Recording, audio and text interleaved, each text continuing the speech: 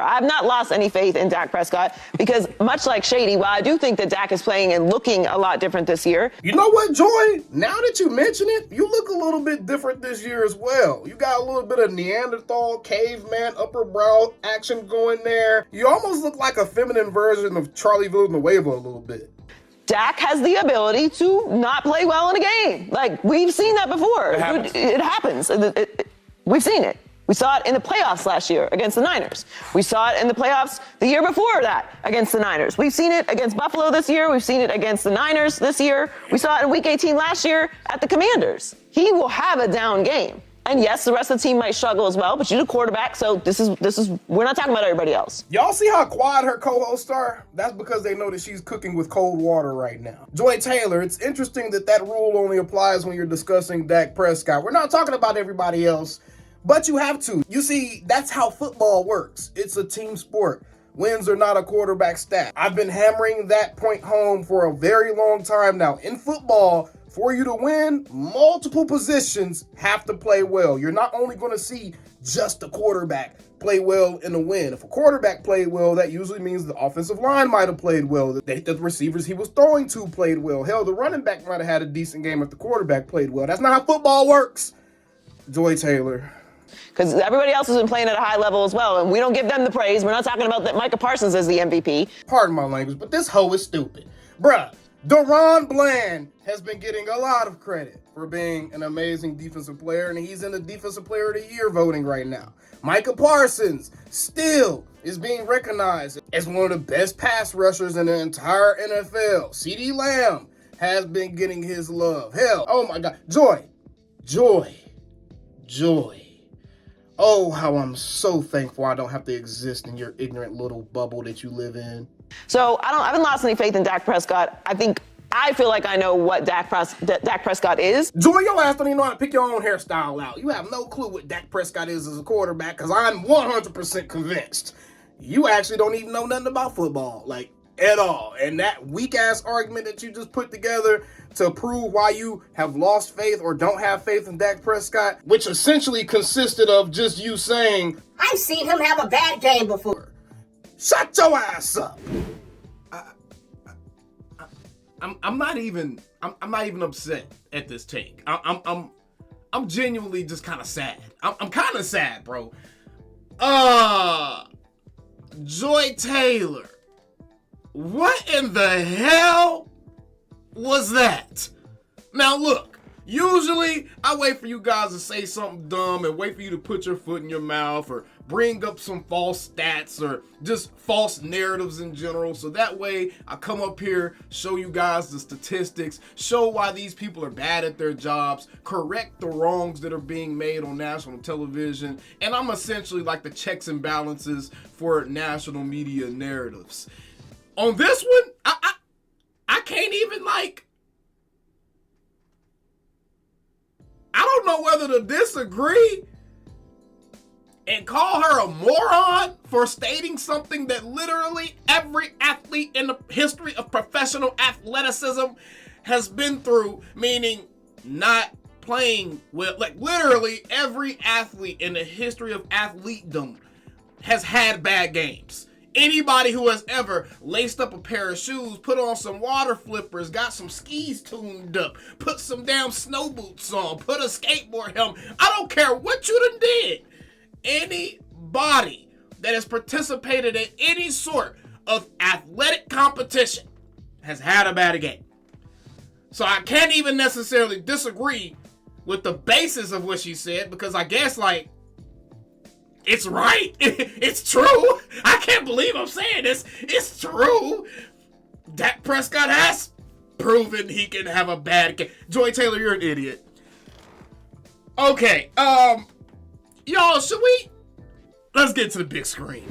All right, look, man, first off, follow me on X at the Dak Attack. Bro, this is a Friday video, and boy, is this giving Friday vibes right here. Joy Taylor, you getting downright pathetic, mama. You getting downright pathetic. I'm going to go ahead and say this, man. I'm going to go ahead and say this. And I've been trying not to go there. And I've been trying not to have this dialogue. and discussion because it's honestly not fair. It's not fair for our female sports fans. It's not fair for my female viewers. But damn it, even my female viewers, even my most diehard female sports fans, even the most diehard feminists have to agree, bruh.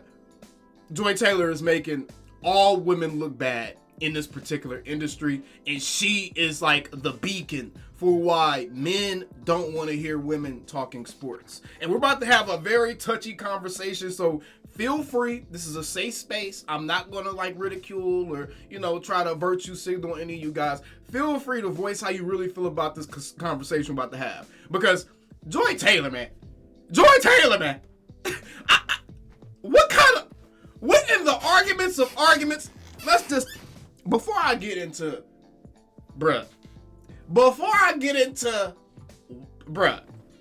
y'all, I'm so discombobulated. The IQ level that it takes to perceive the argument that she was trying to put out in a fashion in which is coherent and it's something that's specific to the player and team that she's talking about is damn near negative. You have to have a negative IQ to be able to understand what the hell Joy Taylor was talking about. Bro, anytime you have to consistently go back when all year long, anytime you talk about any other team, you talk about the Eagles, you talk about anybody else, you talk about how you want to talk about just right now. You don't want to keep going back in the past. What are we seeing right now?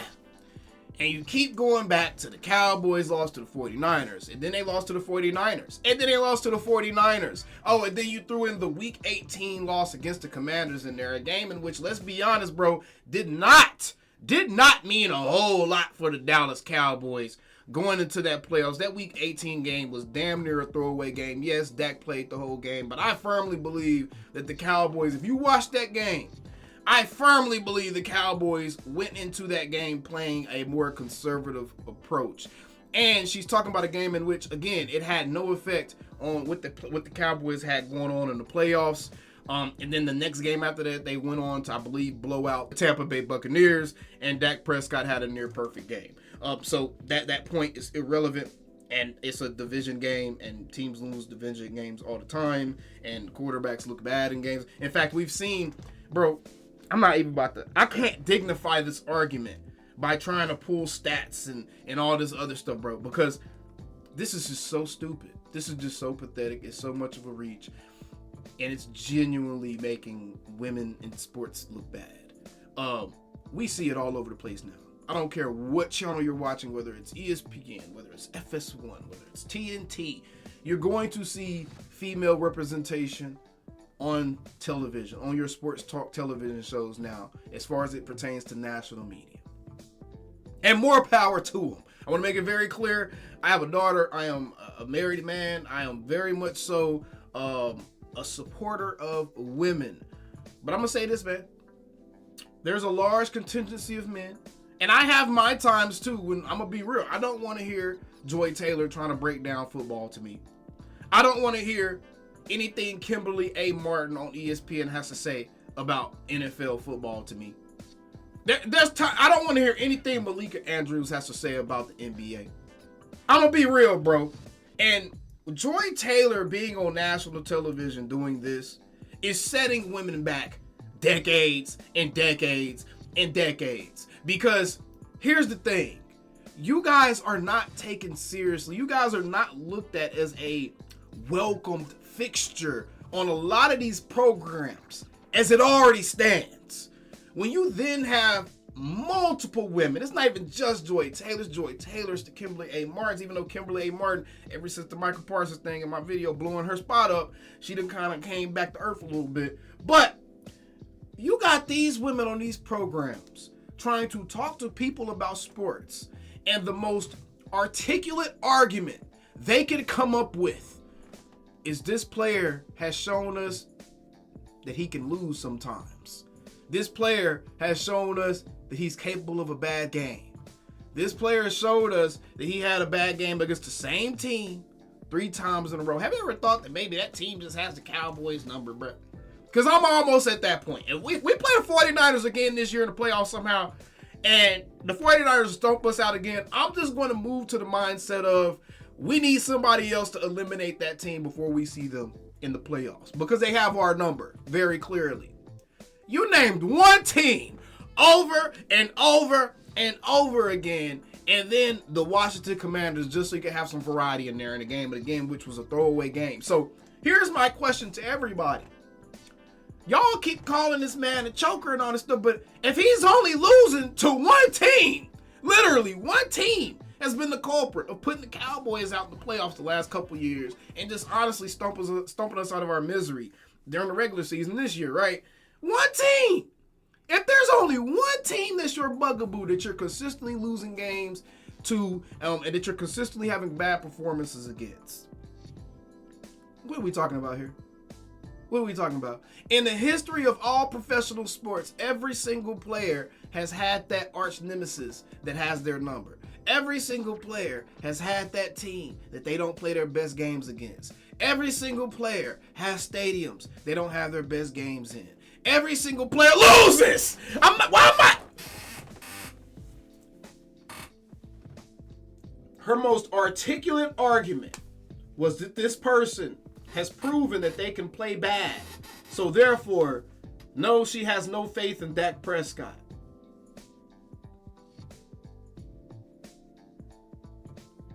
Joy Taylor, in all seriousness, you are closing more doors than you are opening with what you are doing on national television. You are doing nothing more than further hammering home the point that a large portion of the sports watching audience wants to make, and that's that women have no place talking about men's sports. I'm being very serious at this point because, like I said earlier, I have a daughter, and she's growing up in a very heavily sports-influenced household. And she may want to grow up and do something involving sports. Hell, she may want to be a sports broadcaster or whatever. And people like Joy Taylor are 100% making that so much harder for any other woman, any other person that wants to follow in their footsteps. They're making it so much more difficult for that person to be taken seriously as an entity to go to for information purposes. That's the point. Yes, they're on TV, so they broke through that glass door. No, they didn't. No, they didn't. Sex sells. Everyone knows that sex sells. So any company that wants to sell is going to involve sex in their product in some type of way, whether that means putting an attractive woman on TV in front of a bunch of sports jocks. Sex sells. So that's not the reason they're up there. They're not up there for their knowledge of the game, and that's what I'm talking about. In every single situation all throughout history, just think about this. If we didn't have quarterbacks like Warren Moon, Randall Cunningham, and other black quarterbacks come into the NFL during the 90s, the early 2000s, these guys, Dante Culpepper, all these guys. If we didn't have guys come in and prove that black guys could play quarterback position in the National Football League, do you think that in 2023 we would see this large of a portion of the league taken up by black quarterbacks? Absolutely not. And that's what I'm saying. That's the point I'm getting at. Yeah, she's on TV. So, I mean, kudos to her. However she got there, nepotism, we know how. Yes, she's on TV. What are you doing with that influence? Are you making it easier for the people that come behind you? Are you actually paving a way, or are you just wading through the weeds and not leaving any clear, distinct path for people that come behind you to follow? What are you actually doing? What you're doing, Joy Taylor, is not only are you not clearing a path, you're planting more weeds in the ground to fog up the path even more. You're planting trees and moving big ass rocks in the middle of the path to fog up the path even more.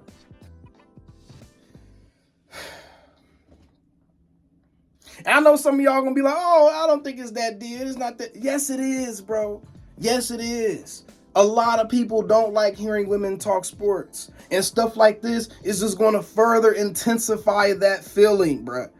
Ideally, you will get to a point to where the sports watching audience in general can respect anyone's opinion who is informed on what they're discussing. But to this point, There has not been a female representative that's come out and actually shown that they have invested into the game, that they've learned the terminology, that they've watched the film, that they've talked to people smarter than them with firsthand knowledge and really immersed themselves in the game to the point to where they can then teach it to an audience by breaking it down using articulate discussions. We have not had a single female be on TV to do that, and we still are not seeing that. In fact, we're seeing the exact opposite of that. These females are being brought out on TV and run out in front of the firing line like a crash dummy, bro. Joy Taylor, you're the biggest crash dummy out there right now. Everybody on that set with you should be embarrassed. And have y'all noticed every time she goes into this little mode, her co-host looks so freaking uncomfortable. Her co-host looks so uncomfortable, bro. And it's simply because they know this woman has nothing of value to offer to an audience that wants to hear someone talk about football and talk about sports. She has nothing of value to offer there, man. And those dudes sitting up there with her know that. They treat her like the little cousin that you had to bring with you to the park. And you don't really want to play basketball with them, so you give them the extra ball that's kind of flat and you tell them to shoot on the other end of the court while y'all playing half-court basketball, so that way they at least feel like they playing. Joy Taylor is shooting on the other end of the court right now, bro, with the flat basketball.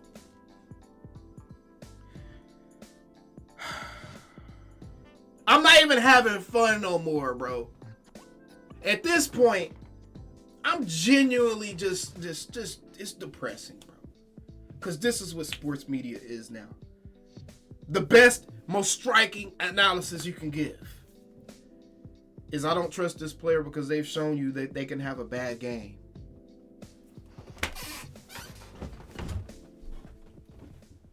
Calling me, texting me, paging me, asking me, am I still in ball? Y'all usually check on me. Listen. I'm still in boys. Hey! Woo! Oh, shut up, my boy. Hey! I'm still in boys.